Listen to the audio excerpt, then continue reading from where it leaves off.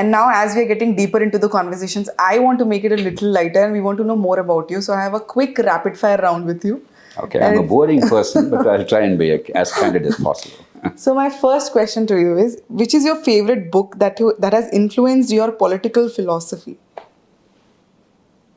I don't know if there's one book. It's many. It's a good question. I don't think I've been asked this question. But overall, my outlook of life, I think Bertrand Russell, his influence has been profound. Okay. Rationalism, examining issues, evidence, logic, but rational conclusion. My whole life, in whatever field, it's shaped by that. So Russell. Okay. And one word to describe your leadership style? Consensual and theory why. Okay. I only draw invisibly a boundary. Within the boundary, I allow absolute freedom to my team.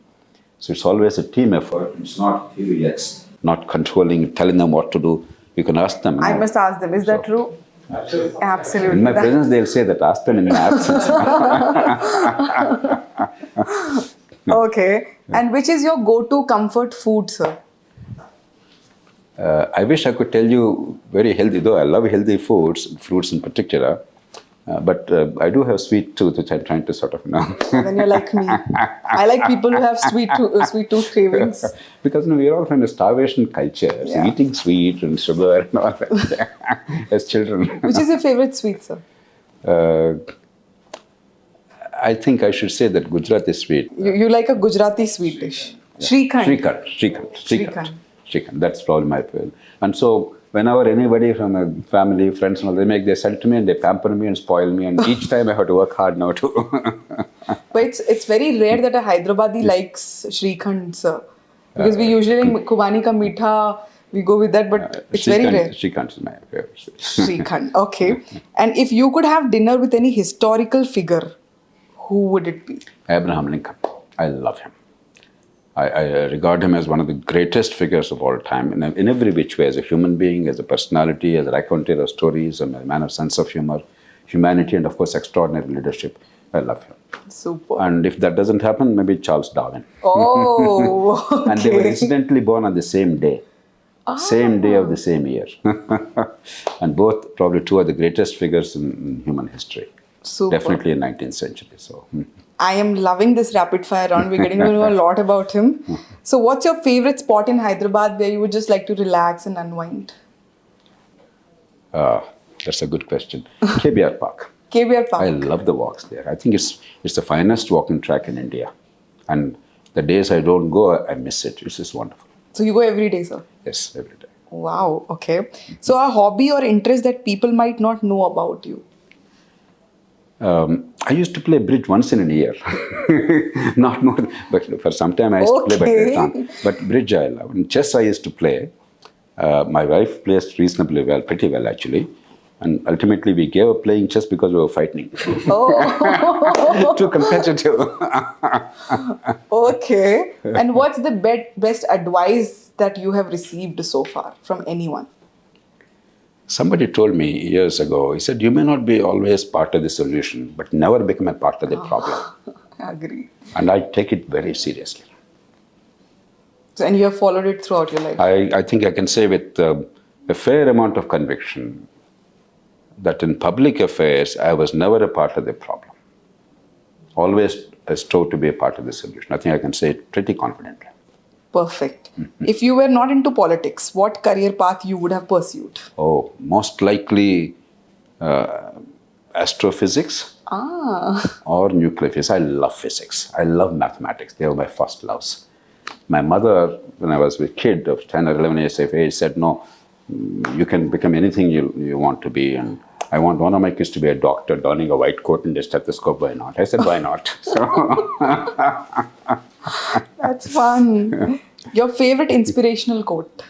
Pastor Niemöller, I think, is the man who said, man's capacity for justice makes democracy possible, but man's inclination to injustice makes democracy necessary. Wow. We are a bit of both. We have capacity for justice and inclination to injustice. There's not one of us who is a total saint, not one of us who is a total crook. We're a bit of both.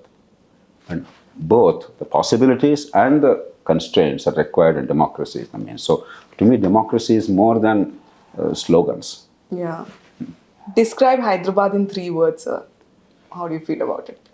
Very amiable, and very, very friendly, and north, south, Telugu, other languages. No, very welcoming. I genuinely like to believe that Diversified, Hyderabad yes. is genuinely welcoming, and extremely gregarious. We have no sense of privacy, and a bit of anarchic. You see the traffic in Hyderabad city. I mean, morning when I go to KBR Park, a couple of friends and my wife and I, we drive, and the Panjagutta Chaurasta, when we have green, 90 degrees to your green light, with violating the red, they rush with 60, 70 kilometers. You're terrified every day, that you will die at 5:45 in the morning. Let alone God. So I think we believe that rules are at best some guidance. They're not meant to be followed seriously. So. I agree. Okay, this is my favorite question. So, if you had the power to be invisible, what would you do? I wish I really had something interesting to Like say. a Mr. India watch. You had that Mr. India watch. Yeah. You could be invisible. I'm just wondering. I never thought about it because I'm one of those fellows who's utterly boring and there's nothing between, there's no distinction private and public. Maybe I'll be a fly on the wall and watch many people and see what their public utterances and what their private beliefs are. So I would like to, I know that there is in many cases a chasm. Very few people have the ability to, thought, word and deed being more or less similar. And probably I would be amused by that, by the hypocrisy. I would not be, I'm much too old now, so I don't get rattled. But I would be amused by the human foibles and Yeah. that sort of Last question of rapid fire round, sir. So, tomorrow, if there is a movie made on you, who should play your biopic? Which actor should play the role? I hope they don't make a movie. It's a waste of time and it's very boring. And therefore, I really don't know. Honestly, I can't answer that question. Basically, this is a question to also know who's your favorite actor. As I said again, when you talk of actors from my generation, it's N.T. Ramarao, Savitri. Savitri is my, she was all-time great. Yes. I admire her so much. Maybe people of that kind. So younger generation, rarely I see films. And when I see, I find it is enormous talent and skill. Allu Arjun, the other day I was watching. Of course. And then Chiranjeevi's son. Mahesh Babu, Ram Charan. Ram Charan, one film attracted me. Then I watched Rajamouli's films. Triple R. They played, the actors did a remarkable job, including Bahubali and Triple R. Yes. But otherwise, I rarely watch, honestly, Telugu films. I'm a Telugu guy, grew up in Telugu and all that. But nowadays, I must be candid because I don't know how to lie. It's very difficult. I watch very few Telugu films. Good humor I enjoy. There's a first-rate humor that I enjoy. More than the actors, I want good humor. What's your mode of entertainment, sir, then? Because you don't watch much of films. I read. You read, yes. I derive immense pleasure. I don't read fiction. I used to read a book a day when I was a college kid. Now no fiction, sadly. My life is very colorless and drab and boring. But You've been saying that I am boring, my life is boring. I didn't feel that throughout this interview, I must tell you. No, but in my mind it's very colorful. See, the things most people find boring, I find them very attractive. When I read anthropology or some of the genomic things and science and technology, some other stuff, I relish it. I enjoy it. So for me, it's very colorful. But I think for most people, they're very boring. They're not. No, but I must tell you this. If this would have been really boring, by now I would have at least yawned 4 or 5 times. Okay. I didn't even once. I kept looking at you. I was only smiling. That means you are definitely interesting, informative, and entertaining. Well, I think you are very kind and diplomatic, I should say. Because my kids find me very boring. Please show them this interview, sir. Definitely you're not. I mean, I love talking to you. What energy, what charisma you carry, sir. And one last message that you want to give to all my viewers, listeners about Hyderabad, about elections coming up? One last message that you want to give them. I don't believe in great patriotism, Bharat Mata, all those big things. Ultimately, it's all about the individual and the collective. We all lead lives for our own happiness, to fulfill your potential, to fulfill your dreams. You don't have to apologize to anybody. Yeah. The reason why you must care for the city and the elections is 85% of the things that you need are in your hands, you and your family. Yeah. But there are 15% things which are not in your hands, but they're critical for your happiness. True. That's what elections are about. It's not about which party, it's not about which leader. It's about what happens to the collective, the traffic on the roads, the schools that your kids go to, the healthcare that's accessible without having to bankrupt you. The mosquito. I keep telling people, no matter how successful you are, you may live in a fabulous mansion, fulfill all your dreams, but the mosquito that bites the neighborhood urchin will enter your home and bite you and your kids and transmit dengue virus. Because you know what? Mosquitoes are truly socialist. Oh, yeah. They don't respect ranks or anything. The mosquito control is not in your hands at your home alone. Yes. It is the collective.